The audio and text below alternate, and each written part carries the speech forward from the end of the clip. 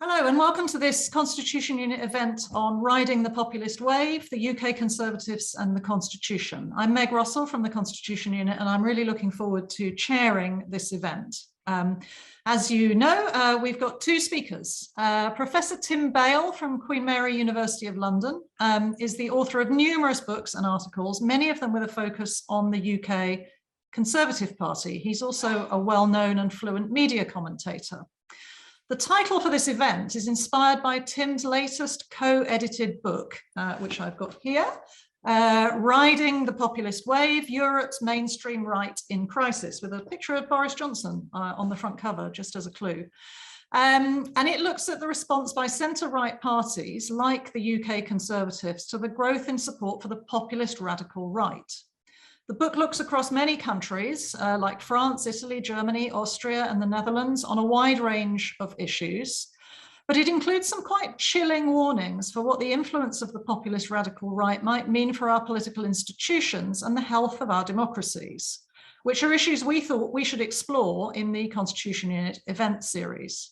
So Tim brings a combination of deep understanding of UK politics and the UK Conservative Party with this very important broader comparative understanding of political trends. Our second speaker is Daniel Finkelstein, who we're very delighted to welcome. Daniel Finkelstein, Lord Finkelstein, who will give some reflections on Tim's analysis and its resonance with the contemporary Conservative Party from a somewhat insider perspective. Daniel has been a Conservative peer since 2013 and previously served as an advisor to Conservative Prime Minister John Major and party leader William Hague. He's one of the UK's most incisive political commentators, particularly through his weekly column in The Times. So the format for the event is that Tim will say a few words about the analysis in the book in his opening remarks, and then Daniel will give some opening remarks of response to Tim. We may then have a little bit of back and forth between them if they want to question each other. I will throw some questions at the panelists, and then we'll move over to questions from you, the audience. If you've got a question that you'd like to put to the panel, please write it in the Q&A function as opposed to the chat, and my colleague Lisa James will act as the Q&A facilitator, selecting a range of questions, and she'll by default ask the person who submitted the question to unmute themselves and ask it directly to the panel. If you'd rather not ask your question directly, just indicate this when you're submitting it, and Lisa can ask it on your behalf, and you can also submit anonymously. This whole session, including the Q&A, is being recorded and it'll be posted online on the Constitution Unit website, our YouTube channel, and it'll form a Constitution Unit podcast after the event. So you may want to bear that recording in mind when you decide the basis on which you want to submit your question. That is more than enough from me. We have a fantastic panel here. I am enormously looking forward to what they both say and to our conversation afterwards. So let me hand straight over to Tim to get us going. Thanks very much. And thank you to Danny and everybody who is helping to put this recording together. A couple of weeks ago, I started feeling a pain in my chest, and about a week after that, I said to my wife, I probably should ask the doctor about this. I felt a little bit silly because it was only a pain in the chest and I'd had no kind of breathless symptoms or anything else. But I did get an appointment with my doctor, albeit one over the phone, and she diagnosed me incredibly quickly.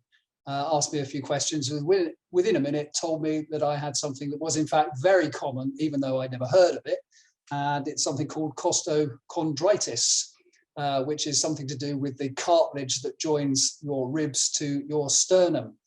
The main treatment for this is just to leave it or to take non-steroidal anti-inflammatories known as ibuprofen to you, or ibuprofen to the rest of us. But in my case, that was a problem because I don't tolerate ibuprofen particularly well. And indeed, it can often make any condition that I might take it for rather worse, in the sense of giving me a stomach upset.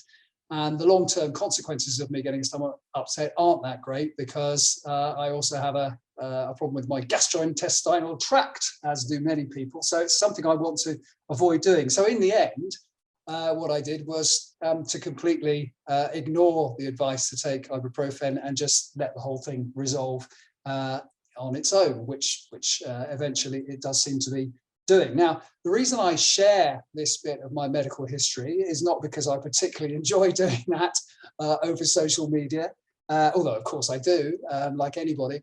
And it's not because I want people to know about this apparently very common condition that I never heard of and still can't really spell. It's actually because I think it produces a useful analogy for a point that I want to make, or a question in some ways that I want to ask today.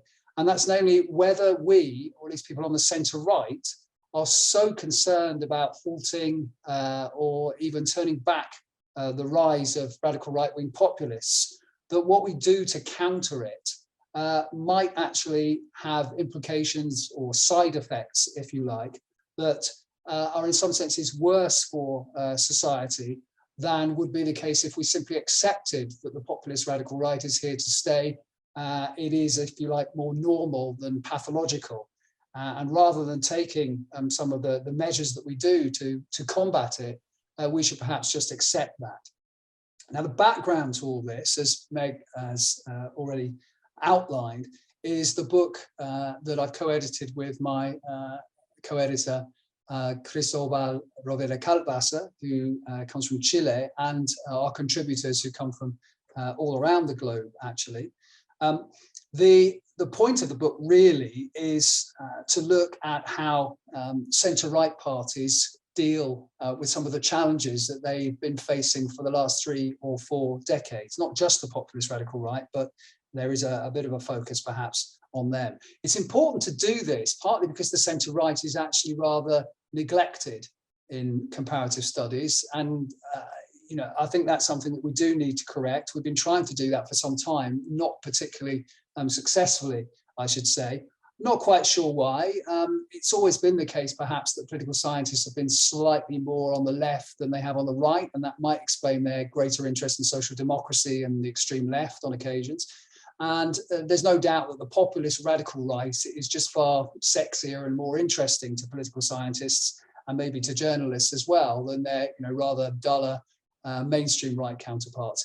But those mainstream counterparts actually form governments all over Europe, have done so for decades, and continues to do so, despite the fact that actually they've suffered a considerable electoral decline over the last few years. And that's particularly the case for Christian democratic parties in Europe, but it's also the case to some extent for conservative parties, and less so for liberal parties. And those are the parties that we concentrate on. When we're talking about the mainstream right, we're talking about Christian Democrats, conservatives, and market liberal parties. Now, one obvious cause for the decline of those parties is the rise of the populist radical right. To some extent, they inhabit similar political space to the mainstream right, particularly when it comes, for example, to nationalism, when we're talking about the conservatives, or socially conservative policies when we think about Christian Democrats. Liberal parties less so, and perhaps that explains why liberal parties of those 3 party families don't seem to have suffered such an electoral decline. And certainly if you look at voters and you look at something called propensity to vote, you will see that voters for the mainstream right are significantly more likely to skip across and vote for the populist radical right than are voters for the centre left. Although very often we concentrated on the idea that it's the centre left who's been losing votes to the populist radical right, simply because those voters often seem to be working class. And there's a kind of assumption or an elision, if you like, or a logical leap that says because the radical right's voting base in some countries is working class, therefore it must be the left that has suffered the desertion of those voters. It is slightly more complicated than that. And of course, even when it comes to the mainstream right, it's slightly more complicated than that. The recent German election, I think, is a case in point where we've talked a lot in recent years about the threat that the Alternative for Deutschland, the AfD, has maybe posed to the CDU-CSU. But in fact, the recent German election, you will see that the CDU-CSU lost fewer votes to the AFD than they did to the Grim Reaper. In other words, they lost more voters because those voters had died than they lost to the AFD. In fact, other parties lost more to the AFD.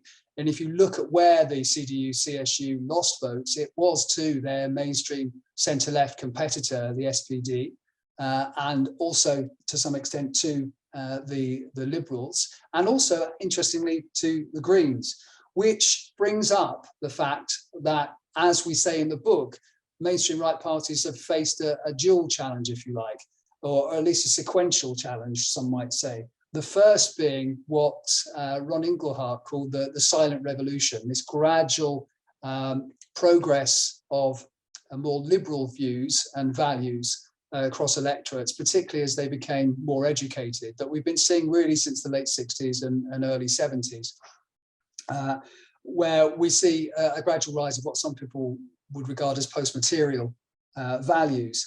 Those obviously do challenge mainstream right parties, particularly where they're quite socially authoritarian or socially conservative, where they're quite nationalistic. All those things don't really chime very well with a more post-material agenda. So that silent revolution has posed a problem for the mainstream right, and it's one that we don't perhaps often think of, but it is important. Where I think there is a bit more attention paid is to the backlash, if you like, to the silent revolution, the so-called silent counter-revolution, as Piero Ignazi calls it. And that's where we see the rise of the populist radical right. And in some ways, the book tries to concentrate both on that and on the challenge that's been posed by the silent revolution. And as Meg says, we did some case studies there. And we also look in particular in all the case studies at how those parties have responded in 4 areas: welfare, attitudes to European Union, on moral issues, social policy, some people might call it, and on immigration.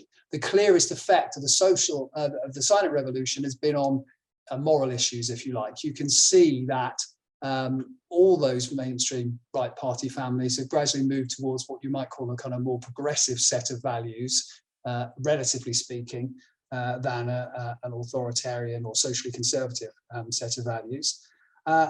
And the biggest effect of the silent counter-revolution, as you would expect, in some ways, has been on immigration. And you can see very, very clearly that the mainstream right, all those parties of the mainstream right, have moved towards more restrictive positions on immigration over the years. But moving away from the book a little bit, although that's the sort of jumping off point, what I want to do in the sort of last few remarks I want to make is talk about the response of mainstream right parties to the rise of the populist radical right in particular. And there are really kind of 4 things you find mainstream right parties doing. The first is to kind of resist it and maybe even to huddle together with other parties, not necessarily in their bloc, in order simply to try and freeze out the populist radical right. And you can see that that has been the case in some ways in Germany for some time. It's impossible for the CDU-CSU to have anything to do, at least at the federal level, they think, with the AFD. So therefore, we've had grand coalitions, for example, and you can see this in other countries as well. The second option is for parties to adapt and to adopt in some ways the policies of the populist radical right. And you can see this going on in many, many countries. France is an example where you see that the mainstream right in France has moved, and in fact, in real time is moving towards more socially conservative, socially authoritarian, restrictive policies, for example, on immigration, in response to the rise of, both the Front National and now this guy, Eric Zemmour. The third option is to actually get together with those parties, to coalesce with them, either officially and join in a coalition with them in government, or just to have them as support parties supporting minority governments of the mainstream right from the outside. And we've seen this very clearly, for example, in Austria and in the Netherlands over time. And the fourth possibility, and this is the one really I want to concentrate more on today, is the morphing of these mainstream right parties into what you might refer to as sort of ersatz populist radical right parties. In other words, to beat off the challenge of these parties, one can argue that mainstream right parties have almost become, in some ways, populist radical right parties themselves. Now, most worryingly, this has occurred, for example, in Poland and in Hungary. You see Law and Justice becoming a populist radical right party. You see in Hungary, Fidesz, which started off as a liberal party, becoming a populist radical right party, in part because of the threat that was posed to them by parties to their right, the LPR in Poland and Jobbik in Hungary, but there are other reasons as well. And this is where we then move to the UK, where arguably what the Conservative Party has done in response to both UKIP and the Brexit Party is to move towards a more populist radical right strategy itself. And this is where some people at least are worried that in so doing, what we are seeing is a case before our very eyes, if you like, in plain sight of what Ziblatt, for example, would call democratic backsliding.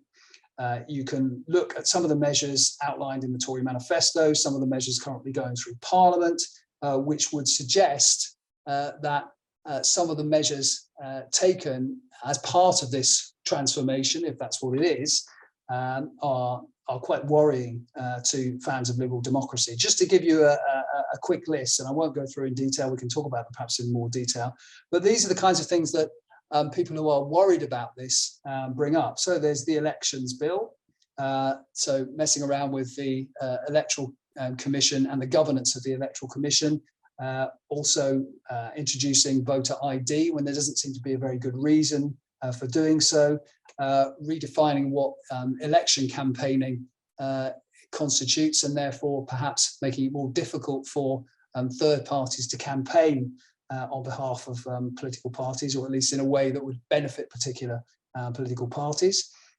We also have the idea that judicial review is going to be to some extent qualified or pared back. We have the police crime sentencing in courts bill. I hope I've got that right, but it might be might not be the exact same order. We have some measures in there, particularly in terms of limiting people's right to protest, that are causing quite a lot of concern. There was an article by George Monbiot in The Guardian this morning, worrying very much about that. We've had allegedly intimidation of the BBC, albeit informally. We've had an attempt to try and install someone who didn't seem particularly suitable as the chair of Ofcom. We've had a prime minister who does not seem to take the ministerial code too seriously. We have, of course, before Brexit, the prorogation of Parliament, the unlawful prorogation of Parliament.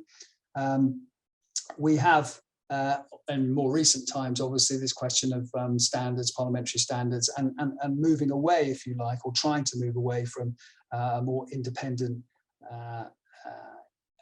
oversight. Now, those are individual examples, but for some people, they add up to a programme which is undermining, or risks undermining anyway, liberal democracy. And there's a very interesting Constitution Unit blog actually on this by Haggard and Kaufman, where they talk about the collapse of the separation of powers, the lack of protection afforded to basic political rights, for example, freedom of expression, and tinkering with the integrity and eroding the integrity of the electoral process, all of which they say tends to take place against a background of polarization, check, a fairly acquiescent legislature, check, and also occurs in a kind of incremental way rather than a kind of big bang way. So really, I guess I would say that at the moment, this is the charge seat. I'm not altogether sure that we can convict yet because it's very early days. The problem with that rather benign interpretation, of course, is that much like COVID, if you leave it until it is very, very obvious and you absolutely know that liberal democracy is being undermined in quite malign ways, then it's probably too late to do anything about it, which is why some people want to flag it up earlier. So that comes back really to the main question of this, and it's one to which I at the moment, I think, have an open mind. It comes back to my medical history. Is the cure worse than the disease? In other words, how serious do the side effects of the rise of parties like UKIP, the Brexit Party, maybe Reform UK, who knows, with all the concern about small votes, they're not necessarily over. How serious do the side effects have to be before we wonder whether it might simply be better to put up with the ailment rather than necessarily to take some of the measures that this government seems to be taking in order to transform themselves into a different kind of party, partly in order to stem the challenge from a party on its flank. Terrific. Thank you, Tim. And yeah, thank you for plugging that blog post. I very strongly recommend it. Haggard and Kaufman also draw the analogy of the frog in the pan, which I think fits very nicely with what Tim is saying, that you may not realize how much danger you're in until it's too late. And I should also plug the fact that Tim has an excellent blog with us on some of these some issues related to this about the Conservative Party, and I'm hoping he may be appearing again after this event.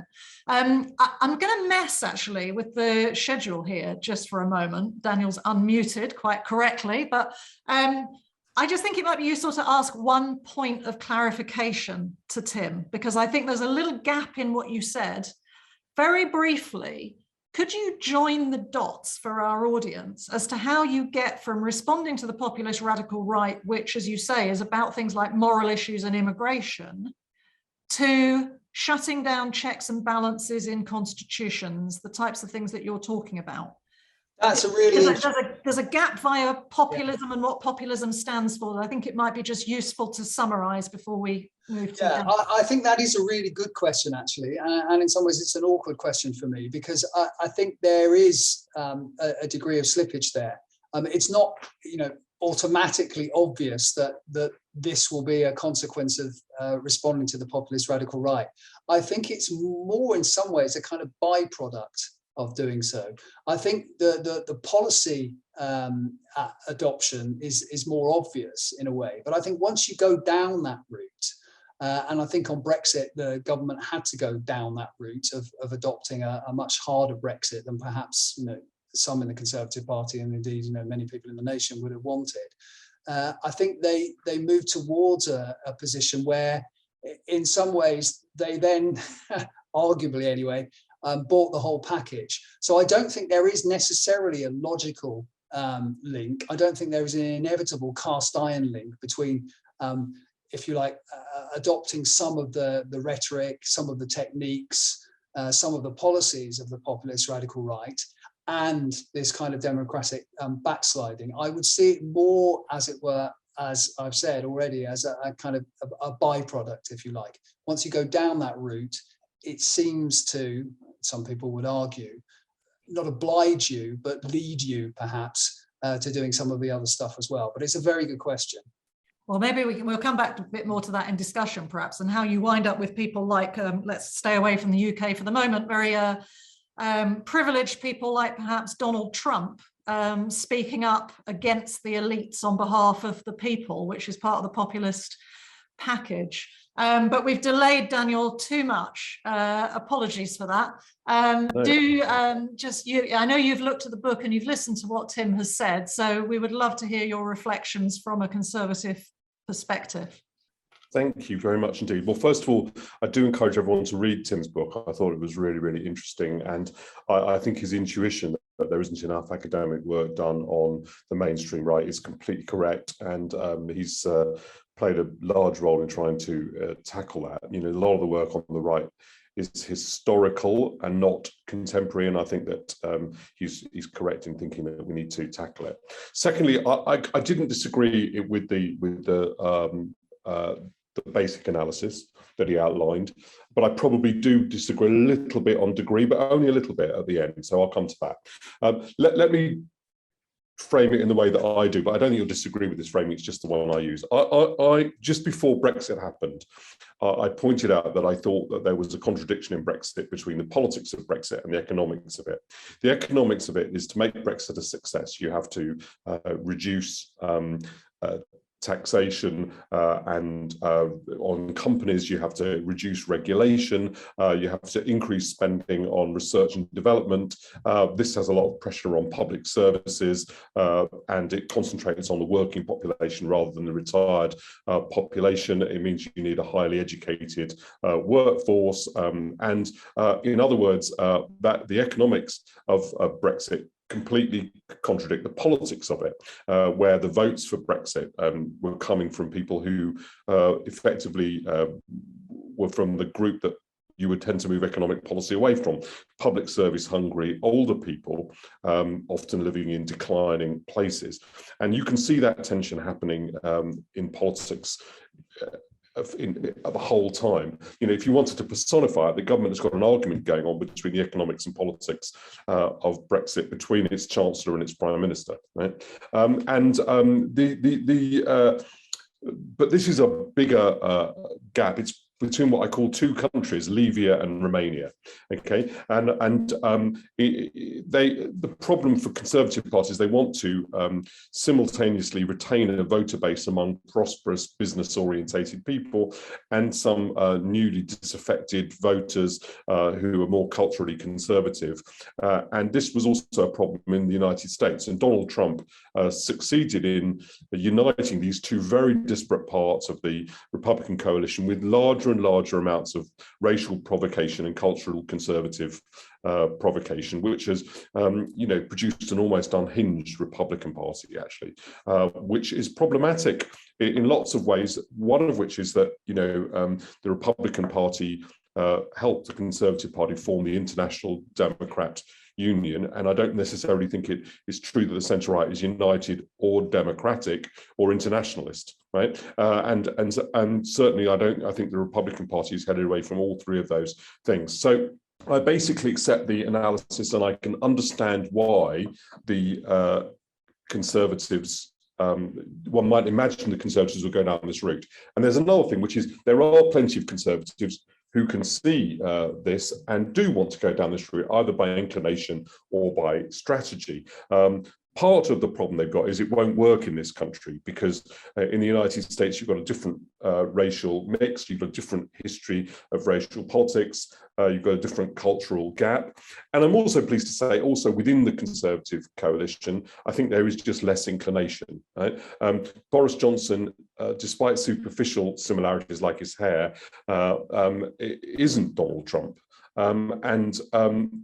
I always used to make a joke sort of 10 or 15 years ago, don't attack Boris Johnson too much, Liberal Conservatives might need him. Because at that point, I certainly saw that as being his politics, right? Well, there's a lot of water flown under the bridge since then. But that is where there's a sort of, as we both know, no one goes to the bank based on promise from Boris Johnson, but nevertheless, that is where I think his basic politics are. So there are lots of reasons why the Conservative Party can't follow that, but you can see its inclination. I often used to describe the Dominic Cummings press briefings as being like the Bond villain who's always telling Bond what he's about to do, and then just before he privatises the BBC or closes down the Supreme Court or sends the House of Lords to York, a sort of anvil falls on his head and his headquarters explodes, and it doesn't happen. I think that's a bit like, and the Conservative, but I think the sort of paradigm example of this is always talk about the European Court, the European Human Rights and Human Rights Act. In the end, the Conservative Party will come back with Human Rights Act reforms, which will drive everyone crazy and make absolutely no difference whatsoever. The courts will still continue to interpret because they won't leave the ECHR, right? That's for all the reasons I suggested. They won't do that. In other words, they'll hover on it. So I think your analysis is correct, and you're also right to sort of say, have you got enough evidence to convict? I think there is, but nevertheless, we're right to ask these questions. The problem with the frog in the water analogy, right, is that it then, and this kind of, we need to be worried about something happening before it happens, is that you then get worried about something that isn't happening on the grounds that you think it might be about to happen, and we're all certain it's happening. I sometimes think the debate about some of these things then ends up being not particularly valuable. Let me give you an example of the elections bill. So I have obviously got to make a decision about whether I vote for the elections bill in the House of Lords when it comes there. I set about researching this terrible bill and all the bad things about it. And I ended up coming to the conclusion that it's probably true there isn't much of a problem of voter fraud to solve. And it's also probably true that it won't suppress anybody's vote either. In other words, the whole row will be completely pointless. In the end, I don't think the election bill, and I'm less familiar with the proposals relating to the Electoral Commission, I have to say, but I don't think the election bill is an example of democratic backsliding, because I think there are very good democratic arguments for using identity, and the suppression evidence isn't that strong. That's an example. Another example is the protest bill. Well, yes, it is a human right to protest. It's also a human right to walk down the road. Those are both human rights, and you have to hold them in balance. Political protest is incredibly important. So is getting your, an ambulance being able to cross Westminster Bridge, and you have to have laws that protect both those things. They end up being questions of judgment for the police. Then we have some big questions about whether we trust the police. But what I'm saying is it is complicated. I think it is right all the time to be vigilant. I certainly have several times made it perfectly clear that I could never support, for example, the removal of the Human Rights Act. I think that the proroguing of Parliament was an outrage, and it needed to be opposed loudly and explained why it was a problem. So it's right to react strongly and sharply to these things, but it's also important to show a sense of perspective a little bit. And I sometimes think analysis of Boris Johnson is undermined by the assumption that he is Donald Trump. The metaphor isn't very helpful sometimes in trying to help us understand what he's going to do and what the Conservative Party is going to do. I don't want to be, for it to be regarded as complacent, but it's simply not the case that this is Weimar Germany, right, effectively. One last point. I do have something that I regard as a solution to all of the problems that we've been discussing, and that is economic growth. Lots of these are problems of low economic growth. In low economic growth, groups can't get money simply by sharing out the extra money that everyone's earning. People begin to think somebody else is earning money that they should be earning. People have that inclination anyway. They think they're putting in but not taking out. If there's economic growth, they'll think that. Economic growth will also grow cities and towns, who will then educate people. The education will lead people to greater liberal social outlook, and it will move the whole of the political spectrum towards greater tolerance. It will reduce the threat made to conservatives by populist movements, and it will, I think, remove a lot of these political antagonisms. I don't want to be too economically determinist, but I think the most important thing we can do is all begin to work on what we think will increase this country's rate of growth, given that we've decided that we're going to not be members of the European Union. Wonderful. Thank you very much, Daniel. You've thrown down some challenges there. Before I forget, let me plug another Constitution Unit blog post or several. It's great that you're briefing yourself up on the elections bill. If you haven't got to the stuff about the Electoral Commission yet, there are a couple of really good posts on our blog by my Deputy Director, Alan Rennick, on that very topic. And many people are finding them quite convincing. So whether that stuff's still going to be in the bill when it gets to the Lords, I don't know, because people were beginning to talk about this stuff in connection with Owen Paterson. Tim, would you like to come back? I think the big challenge there from Daniel is whether there's a greater danger of sort of hyper-vigilance rather than complacence. Well, I guess that depends on what the costs of that hypervigilance are. I mean, if hypervigilance actually encourages people in the government to be a little bit more careful, a little bit more wary about taking some of the measures that perhaps some of the more hot-headed members of the government would like to take, then that can only be a good thing, I suspect. I mean, I'm not quite sure what the downsides might be, other than perhaps there's always the kind of crying wolf risk. And I agree. Even, I must admit myself, if I read some articles in, well, let's say The Guardian, for example, warning about, the dreadful things that might happen.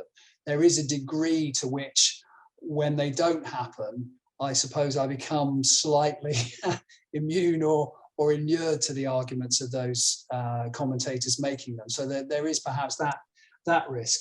I mean, I think in terms of the actual legislation going through, I mean, Danny's absolutely right. The proof of the pudding in the end is what actually comes out of the sausage machine, when the bills become an act, and we have to wait, inevitably to see what happens with that.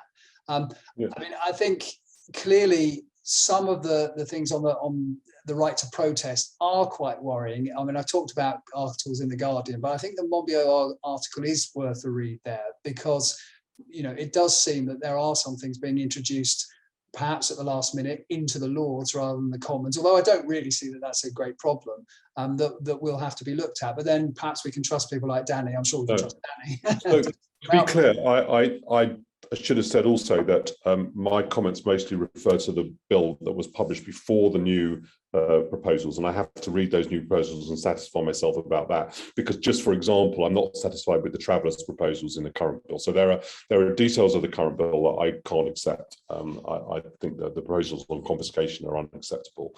But just to give an example, an answer as an example to you, if people watch the television and they can see that protests that they regard as completely unreasonable, that is repeated attempts, for example, to sit across the motorway in order to make a point about insulation, which you completely can make inside the democratic political system, then after a while you do begin to build up kind of worrisome populist attitudes, right? It will not be my attitude, and you won't have to worry about that, but you do build up. So you have to have law, you have to have a proportionate law, and the balance has to be struck, because the right to protest is a really, really important right, but it's not the only right. And I remember I wrote this somewhere, and somebody said, "You're saying your right to go to Pret-a-Manger is more important than saving the climate." And I said, "No, my right to go to Pret-a-Manger may be as important as your right to sit in front of the door with a sign saying 'Save the climate,' right?" And I'm just saying those things definitely have to be part of the debate, because if we don't strike a reasonable balance, you lose to unreasonable people, and that's all I'm arguing. But the problem with them is you have to be careful all the time about individual measures. So I can't just give a sweeping endorsement of measures that I haven't had a chance to study carefully yet.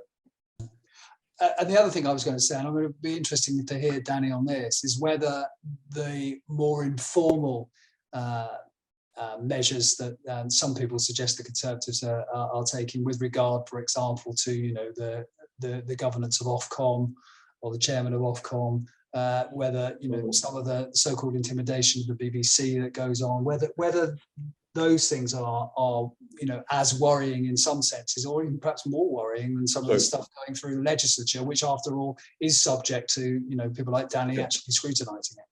I was very worried about the BBC one. The Ofcom one is a very interesting thing. So I ended up not writing about this because, personally speaking, I wouldn't want Paul Dacre to be head of Ofcom, big chairman of Ofcom, because I read the Daily Mail in the last 2 years of his editorship, and for all his great editorial ability, I thought it was a bit bonkers. That was the truth of it, and so I didn't say it. But I did have a problem at one point that the decision to appoint him was like he couldn't be appointed because he didn't hold a consensus liberal viewpoint, and I was a bit worried about that, even though that's my viewpoint. So in the end, I sort of thought, well, someone else can make the argument in favour of somebody whom I don't agree with doing something. But I was a bit worried about it. Are we really saying that because Paul Dacre, who supports the BBC, but it has kind of conservative political attitudes which are quite widely held, that therefore in and of itself makes him an inappropriate person to be chairman of Ofcom? Now, I'm not about to appoint him chairman of Ofcom, which is the reason why I didn't write that, but I was a bit worried about that whole argument. And I do think we have to be careful that we don't sort of think nobody must be allowed to to hold these kind of attitudes, which are kind of quite widely held. And I often hear that in the public debate. It worries me a bit. Can I leap in and start throwing some questions at you, because we're in danger of crowding out the audience if we're not careful. Sorry. One of the questions I was going to ask maybe a little bit later, but I think now feels like the right moment given the conversation you've just been having about hypervigilance versus complacence. I mean, it feels to me that one of the things which is very useful about comparative political study, comparative study in general, I always say to my students, is that it gives you a perspective on your own system. And I would ask Daniel whether he thinks there is actually a bit of a danger of this sense of British exceptionalism that we tend to have, that we're so special, that, you know, we don't look beyond our own shores, that what's going on is kind of uniquely British, that books like Tim's do actually flag that maybe there are things going on here that are part of a broader global movement. The blog post that you referred to as well on backsliding did the same, that actually you see these kind of eerie resonances in the UK with stuff that's going on in other places that we are worried about. Do you think that there is a sense on the Conservative benches of that place in the world, of that sort of broader perspective that maybe ought to make us not entirely complacent?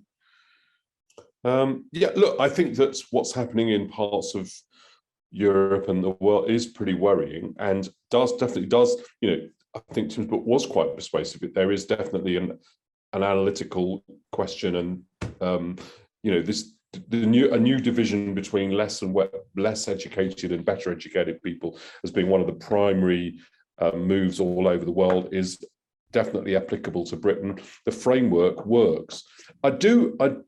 So I do think you're correct in thinking that we must guard against feeling that Britain's immune to these things. On the other hand, I also think there are some aspects of Britain that are, you know, different. And I just, you know, I was talking to you about writing about my parents. I'm doing a book about my parents and their experience. Both of them were refugees to this country. There's no question that the political attitude in this country, which had like lots of the same resonances, but it was also quite different as well.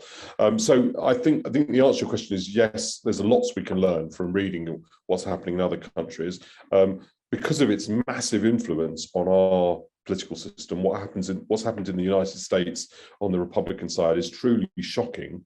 And potentially a really cataclysmic world disaster. You know, when Noam Chomsky at one point said he thought the Republican Party was the most dangerous political force in world politics, and it was risible when he said it. Now I think it is among them, right? I think it's in the sense that it might undermine the most important country to our sort of to the security and continuity of a Western liberal approach. It might undermine their ability. If Donald Trump gets re-elected, for example, that might easily have that effect. And I think that might also, you know, to answer your question, Meg, it might have a knock-on effect on Conservatives who get attracted by the idea that it was electorally successful. They begin to wonder how to deal with this dilemma I talked about. They see that Donald Trump has dealt with it successfully. And I was interested, I definitely had to fight some of that off before the 2020 election in the US, you know, among British Conservatives. But interestingly, never that vigorously, because most people could see that he was a bit bonkers. Tim, one of the things that does make us not entirely exceptional, but fairly exceptional within Europe is our electoral system. And notwithstanding the experience in the States, where obviously they also have a first past the post system, I just wonder whether you could reflect on the difference in dynamics. I mean, some of the things that you talk about, that you mentioned earlier, that you talk about in the book, the different responses is, well, you go into coalition, you form grand coalitions, or maybe you invite the populist radical right into your coalition. Actually, first past the post means we don't normally have coalitions here. So in a sense, the pressures here ought to be very different to what they are on the continent, and yet we seem to be going down this road as well. Can you untangle that a bit? Yeah, I mean, it's interesting. Well, one of the things that we did, you know, when we came to conclude on the book, was to see whether electoral systems made much difference to the responses of mainstream right parties, and actually, they didn't seem to play that much of a role, apart perhaps from the UK, where, as you say, some of the more obvious responses, and particularly this sort of coalition response, is to all intents and purposes denied the Conservative Party in this country. I mean, there was a remote possibility that they could have done a deal with the DUP, but it's very difficult to see actually now, especially, how there are any parties that the Conservative Party could do a coalition deal with, or even a kind of, confidence and supply arrangement. So that there's a supreme irony, isn't there? That, I mean, obviously, to do a coalition deal, to be in government, you have to be in Parliament. Yeah. And the pressure in the UK has been primarily through UKIP, which of course won its seats through the European elections, which were on a proportional system, and Brexit has ended those elections. So they're effectively locked out, at least for the meantime, aren't they? Yes, and it will be interesting to see whether, in fact, the absence of those European elections actually means that the Reform UK can't do what UKIP did, because it doesn't have that periodic, spur, as it were, every 4 years, every 5 years. But I mean, what's interesting, I think, is that, as I say, electoral systems, they're important, but they're not determinative. For example, if you look at both the Conservative Party and the CDU-CSU, they've both pursued a strategy throughout the last few decades of basically never allowing a competitor on its right to emerge with any, serious potential to upset government or upset the system. And those are the ways that they both played it. And it was successful for a very long time. I mean, we can go back to Margaret Thatcher and the National Front, et cetera, et cetera. The Conservative Party and the CDU-CSU, generally speaking, have been pretty good at that. It's just that it's broken down in recent years because of the rise of the populist radical right, for whatever demand and supply reasons we can come up with, and that's a whole different debate, really. They're no longer so able to do that, which presents them with a problem. In some ways, it's even more of a problem for the CDU-CSU, because it then limits the number of coalition options they've got. But it's also a problem for the Conservatives. And the way that the Conservatives, I would argue, have actually handled it is to become, rather more like UKIP, like the Brexit Party, than perhaps many people in the Conservative Party would particularly like. And the question for me really is whether that is some kind of permanent transmogrification of the Conservative Party, or simply, another episode in the Conservative Party's ability to, morph and mutate according to whatever it needs to do at the time to get into power. And that, therefore, if the second is the case, we shouldn't expect the Conservative Party to, be like this for that much longer, unless, of course, they face a renewed threat from, Richard Tyson, Reform UK, or even some would say, God forbid, Nigel Farage getting back in the game, as he was hinting last week. There are so many questions I would like to ask here. I think we need to get to the audience very soon. So let me just ask one more, and then I'm going to be very frustrated. I hope the audience is asking all the questions that I wanted to ask. But again, following on from what Tim has just said, I think there is a natural question for Daniel, which might more naturally belong at the end of this seminar, but as to what the potential directions for the Conservative Party are, because as you've said, Tim, there are lots of people who are quite unhappy about this direction of travel. We saw this with Labour under Corbyn, talk of splits. Can the party really hang together if there are some in the party who are pursuing these kind of populist directions, which are quite anathema to some Conservative traditions of maintaining our institutions, of having the rule of law, checks and balances, and so on. But of course, the party system, the electoral system, forces parties together as well. But another element of kind of broadly constitutional arrangements I would connect this to is the reform of mechanisms, democratic mechanisms inside political parties, and the rise of member power, which was part of Corbyn's rise, of course, and his grip on the party that meant his parliamentary party couldn't even get rid of him.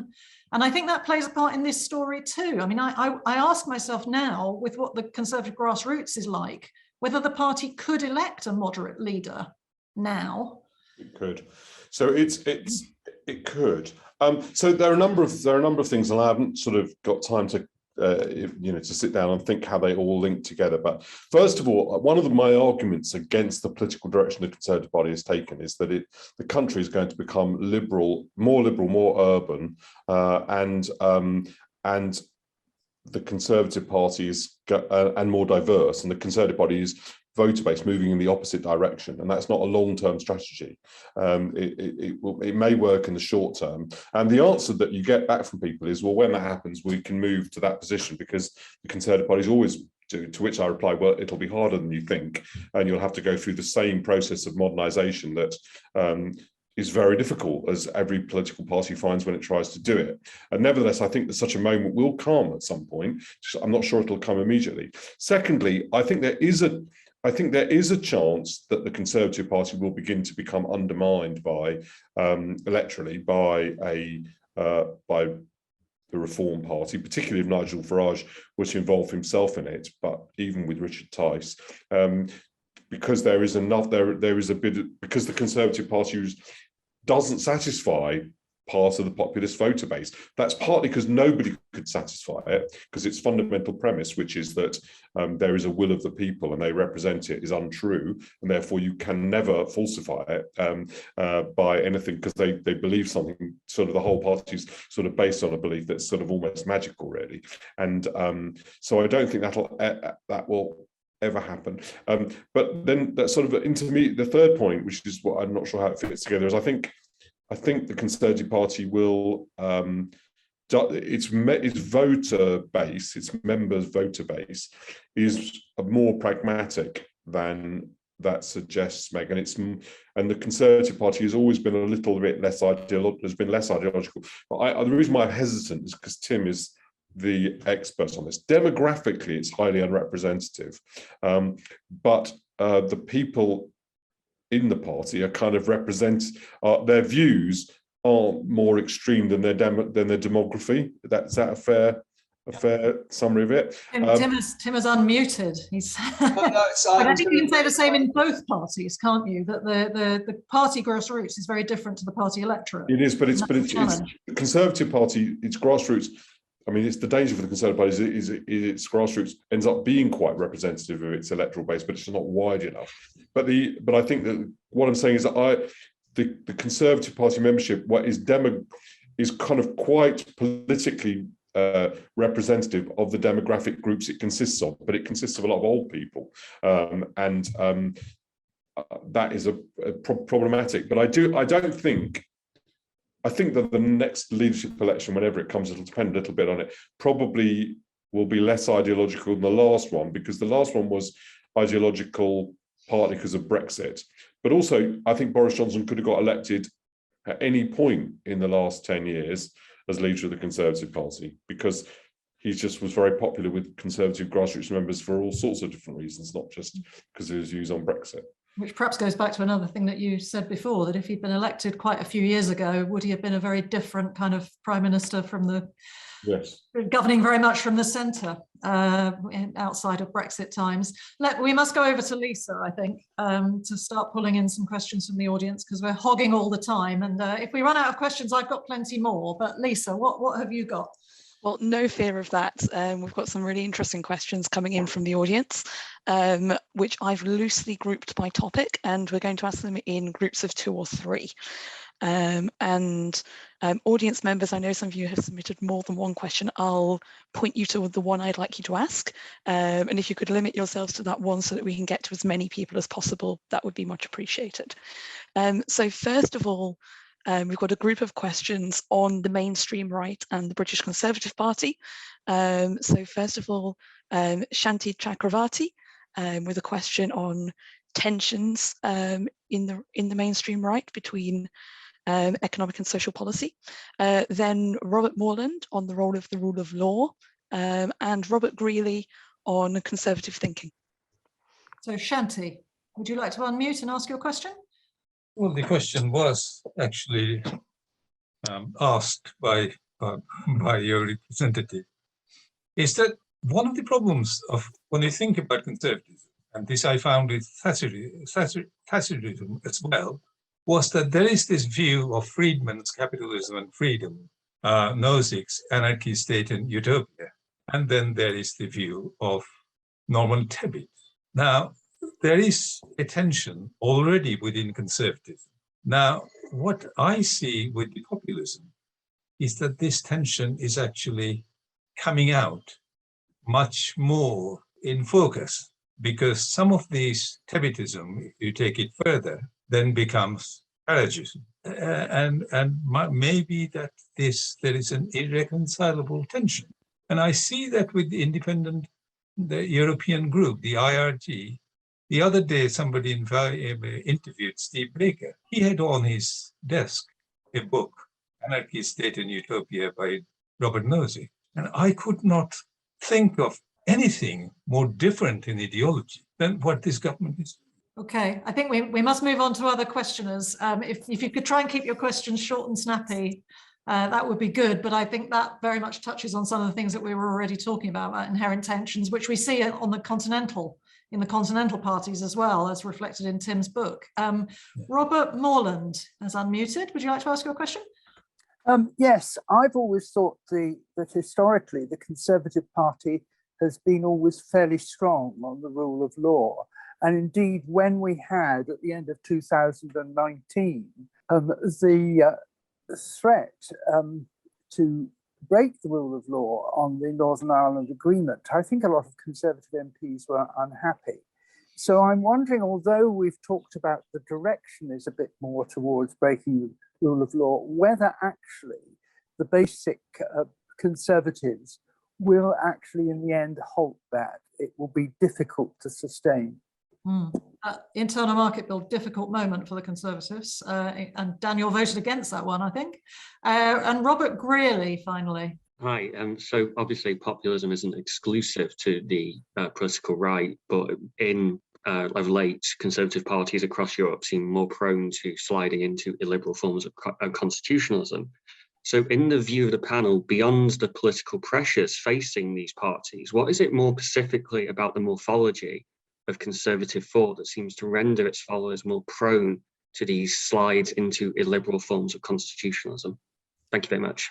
Very interesting. Shall we start with Daniel and then go to Tim? And don't feel you have to answer all three of the questions. Pick up what you would like, and well, pick up what you'd like, Daniel, and Tim, you get left with the difficult. Well, look, I think that it's correct that the Conservative Party did what used to be strong in favour of the rule of law, and that a Conservative Party that would ignore the rule of law isn't a Conservative Party, and it's not a political party that's supportable, really. And I was worried very much about the Internal Markets Bill, about the kind of whole rhetorical attack on courts. I worry about the judicial review provisions. Those are definitely reasons for Tim's slight pessimism. I did think Dominic Cummings kind of pretty much explicitly doesn't really believe in, I don't think he really believes in parliamentary democracy and the rule of law.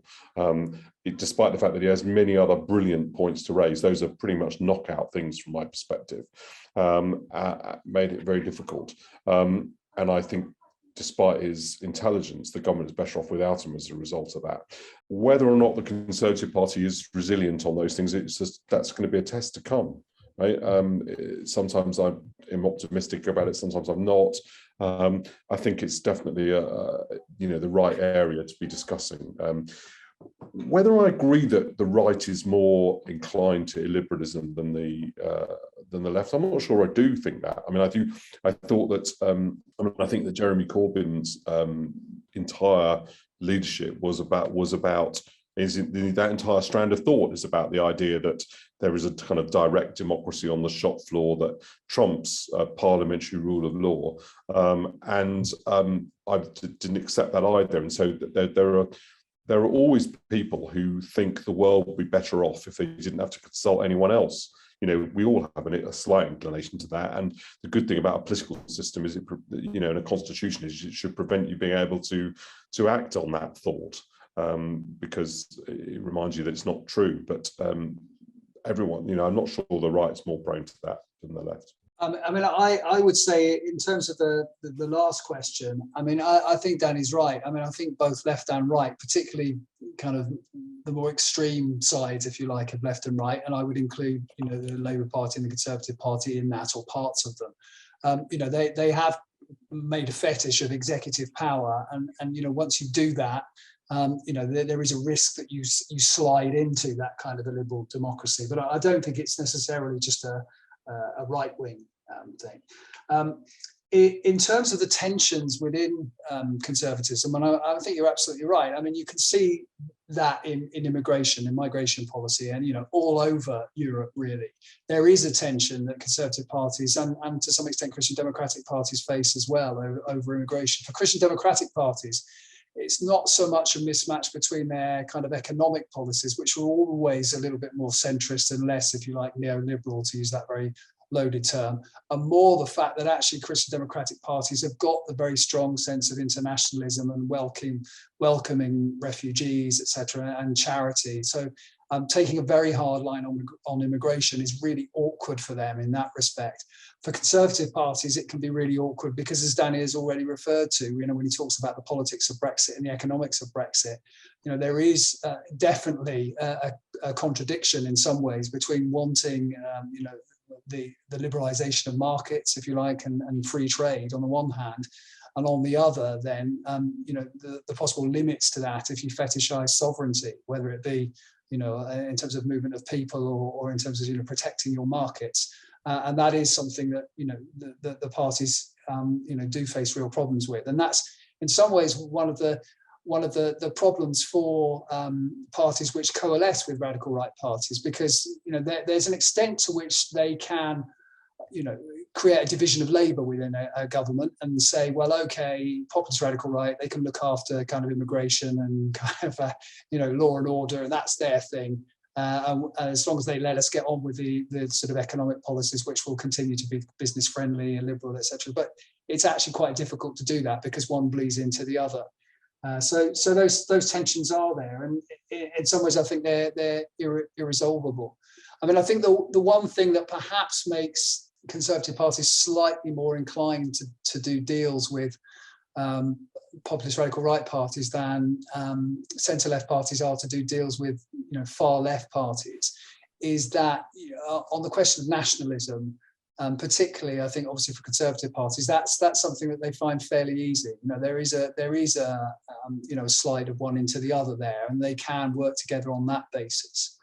But for Christian democratic parties, even that's very difficult. Thank you very much. Let's go back to Lisa, who promises us lots of questions. I do indeed, and the next set are all to different extents challenging some of the things that we've heard. So we'll start with Jamie Fisher, who has a question on the role that's played by the radical right in democracy. Then to Sean Hanley, please to ask what you called your devil's advocate question. And finally to Brian Walker, who has a slightly similar question about a specific historical piece of context.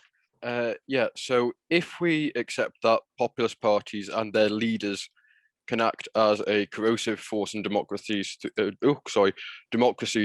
through their employment of zero-sum game politics and their tendency to construct a sort of hypothetical people as a body that excludes minority groups, would the panel also accept that populist parties can provide an avenue for political representation when entrenched consensus takes the politics out of politics?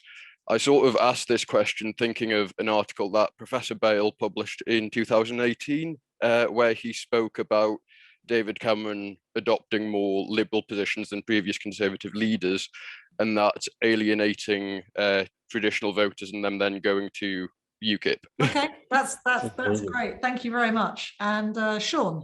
Okay, thanks. So here's my devil's advocate question. It's not really perhaps surprising that British Conservatives want to reverse some earlier reforms and sort of go back to what they see as a more sort of traditional and authentically British kind of model of democracy. And especially given the aftermath of the Brexit referendum result, when some Remainers really didn't want to abide by the result, including me, I should say. So my question is this: how can we spot the difference between a reform of democracy, which simply moves in a particular, more majoritarian direction, and democratic backsliding? Because as a student of Eastern Europe, I don't see Hungary as remotely like Britain, even in 2010. So I think there's potentially some concept stretching there. Thanks. I think that's a really fascinating question. Thank you. And then Brian. Listening to the conversation, it's terribly rich. I just wonder how you're going to sum it up, assuming Meg asks you to do that. And I think that'll be very difficult. My question is actually almost embarrassingly simple. Are we perhaps a little bit too hard on Johnson? I mean, what's going on at the moment is perhaps largely beyond the reach of party structure and ideology. And while the Constitution Unit is absolutely right to hold the government's feet to the fire over violating norms, perhaps we need to look at the huge problems, the emergency responses to COVID, climate change, weakened parties, the fragmentation of opinion, gaping social inequality, and not least the threat to the survival of the British state. There has to be a lot of room for manoeuvre that perhaps we're not giving him enough allowance and cutting him enough slack for. Okay. And I should say that Brian specifically in his question asked, how would we view Johnson in the context of somebody like Lloyd George, for example, and is there a historical comparison there? Yes, I didn't want to talk about that, but it's one of my favourite topics. Tim, would you like to go first this time? On Jamie's question about the populist radical right, I mean, I think you're absolutely right, Jamie, to say that, you know, they do play a valuable role. I mean, there's no doubt that, you know, despite the fact that, you know, they to some extent push parties in the mainstream into doing things that I personally disagree with, they are also a signal, a canary in a coal mine, if you like, that, you know, politics has lost connection, or the political class, to use that rather populist phrase, has lost connection with some voters, and that it needs to do better in explaining to them or actually giving them what they want than it has been over the last few decades. So, you know, in as much as politics and electoral success is a signalling game, I think they are very, very important. And, you know, coming back to what you said, I said about Cameron, I mean, I do think that is to some extent true. I think there was a diagnosis on the part of David Cameron that the Conservatives' problem was the loss of, you know, liberal middle class voters, and he was in some ways right to say that, and certainly right to say that in the long term. The problem is that, you know, if you move in that direction, then possibly you lose people on the other side as well, and you create a vacuum into which UKIP poured. And then there is a correction in some ways when we get to Theresa May, and then particularly to Boris Johnson. The question, I guess, is whether that's an overcorrection. And some people who are worried about democratic backsliding might suggest that it is an overcorrection. And that goes to Sean's devilish question as well as devil's advocate question. I mean, I think in some ways I'd repeat what Danny said. I mean, I'm not sure where differences of degree and differences of kind begin and end. I mean, I bow obviously, Sean, to your better knowledge of Eastern Europe, and I think you're absolutely right to say that it's all too easy, I think, particularly if people are writing columns, and I'm not talking about Danny here, to sort of talk about comparisons with Hungary, talk about comparisons with Poland, and you know, without really sort of going into the detail of them and getting people to realise quite how bad things are in those situations, and quite how, in some senses, sort of marginal our concerns in the UK scene. I'm going to leave the question about being too hard to Boris Johnson to Danny, because I know he might pick up the Lloyd George thing as well, because he's an expert on prime ministers, having read a biography of every prime minister we've ever had. He should know a lot more about Lloyd George than I do. Okay, Daniel, give it a go. So the first thing I would say is I thought it was a good thing to raise the question of the reaction to the referendum result. One of the things that happened, and David Cameron at the same time, one of the things that happened was this outpouring of fury at David for having called the election, for having called the referendum in the first place. And when I was trying to get my head around the argument, and it appeared to be this, because people wanted to leave the European Union, it was absolutely mad of David Cameron to ask them what their opinion was. And what we should now do is rectify the mistake that he made by stupidly asking people to do that, forcing them to answer the question again in the hope that this time they would get it right. And the idea that this wasn't going to produce as a result, partly as a result of this, Theresa May's softer version of Brexit was defeated. She was forced to resign from office on the assumption that she was like the worst prime minister ever because she couldn't solve this conundrum. And Boris Johnson got elected. What did people think was going to happen? And one of the answers on the question of populism is, we do live in a democratic country, and that doesn't mean, that is not entirely defined by my urban liberalism. Right? It's also defined by the views of everyone else, one of which was they wanted to leave the European Union, right? Which was a big commitment. So the suggestion is that we should have committed ourselves in perpetuity to a European Union, which is increasingly forming itself into more like a state against the wishes of most people. Now, it was, by the way, on balance, I did want to stay in the European Union, but it just seemed amazing to me, not only, and then having done that once, then wanting to repeat it till people got it right. So that is part of my sort of slightly passionate answer to this. And it always sets me off when people start attacking David Cameron for having held the referendum. But because I think it gets to the heart of this question. Then quite separately, your thing about Lloyd George, I think it's a really interesting and good comparison, actually in character, because people do, I hadn't really sort of contemplated it. I'm now going to look at it a bit more closely.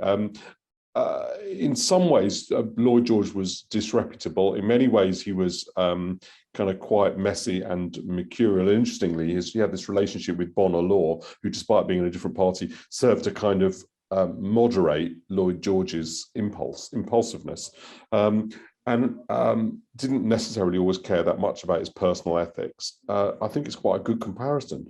The question of whether or not it will produce the same kind of happy outcomes as some of what Lloyd George did, that's a different matter. Brilliant, thank you.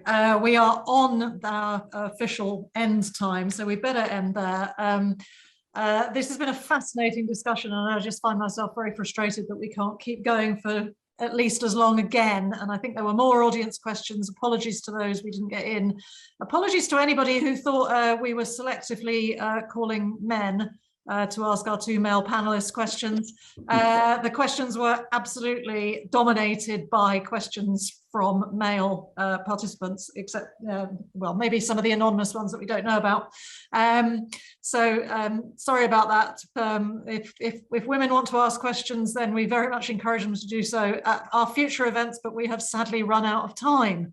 So I think it just remains for me to say thank you very much to all of you in the audience for attending. Thank you to all of those behind the scenes, and to Lisa helping with the organisation, and of course, most of all, thank you to our two brilliant panelists. I should remind you to look for all of the various things on our blog that have been mentioned, some of which I know have been linked in the chat. I'm hoping that we'll be carrying Tim on the blog after this event. Daniel, if you've got any spare capacity, you are welcome on our blog anytime. Just to remind the audience that the event has been recorded and it will be up online very shortly, and it'll be forming a podcast. We will let you know if you registered for the event when the recording is available, and if you've enjoyed it, please do share it with your friends and family and encourage them to listen. Our next event will be in January. It's not finalised yet, but the plan is to hold an event on the future of the House of Lords. So keep an eye out for that one, and we hope to see you all at one of our events soon.